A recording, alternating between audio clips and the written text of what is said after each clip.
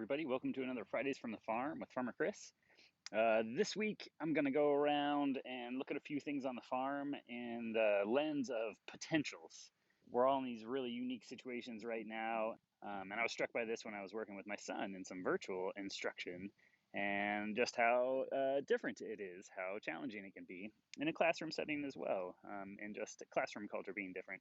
So I wanted to relate it to the farm and look at the different potentials that we have around us, the different things that might come from the work that we do, and encourage you all to look for potentials in your space as well, and identifying the things that contribute to realizing that potential. So we hope you enjoy Poking at Potentials, Curious Corner, and Jokes with Robin. I hope you all have a great week.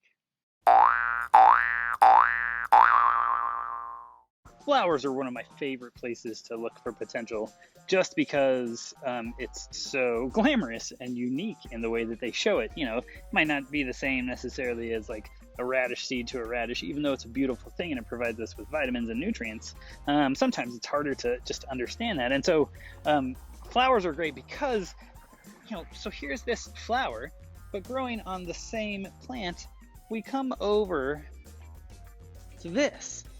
So just the idea that these have the same potential as this is just awesome.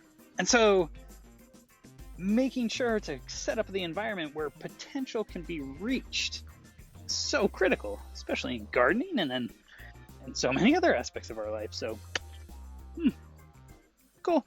Here's another area of potentiality that we visited plenty of times before. We're out here in our greenhouse by our tomatoes, and we need to talk about vegetables as potential because they're potential energy for us.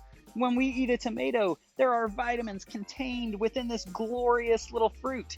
Even though they aren't to taste to everyone, we have to understand that there are potential benefits inside of this tomato for us to consume that will provide something for us, changing our potential. So again, talking about contributions and the different things that might come in to making things be stronger and better than they were before.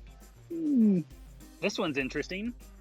There's potential energy inside of this gas tank. Right now it's just a liquid, but add the combustion of an engine, and it's enough energy to carry this large truck named Gunther down the street. That's an interesting amount of potential. Here, we have a bunch of flowers covered with bees and other pollinators. The nectar or pollen that they're collecting has the potential to either feed the colony of insects, possibly to go and pollinate another flower. Perhaps I will harvest it and enjoy it as honey later. Lots of potentials there. So I wanted to make sure to cover another thing, and that is looking at potential with a degree of perspective. This is an acorn from a bur oak tree. The idea that this has the potential to be this thing that I am leaning on that has been here for hundreds of years potentially. But it all came from this. So perspective is super important, and that we don't want to make a determination of potential just based on what we see initially. We need to give it some time. Make sure to contribute in a meaningful way that allows things to reach their full potential. We may benefit from it. It might be something that truly ends up being critical to who we are.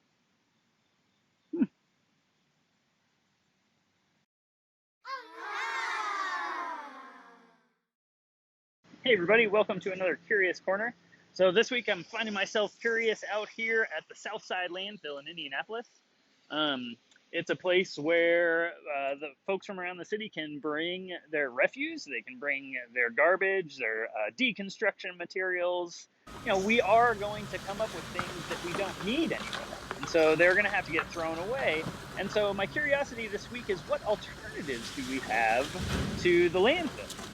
What other options might you have at your home? Are you doing anything at home to keep things from going into the landfill? You might not have that capacity. Maybe you do, but that's what I'm curious about. And I hope that this piques your curiosity into your options as well, just so that we can reduce the amount of stuff that comes into this place, because you can see that it is quite a bit. So hope that you all are finding yourself curious. Have a great week. So, what kind of shorts does Mario wear?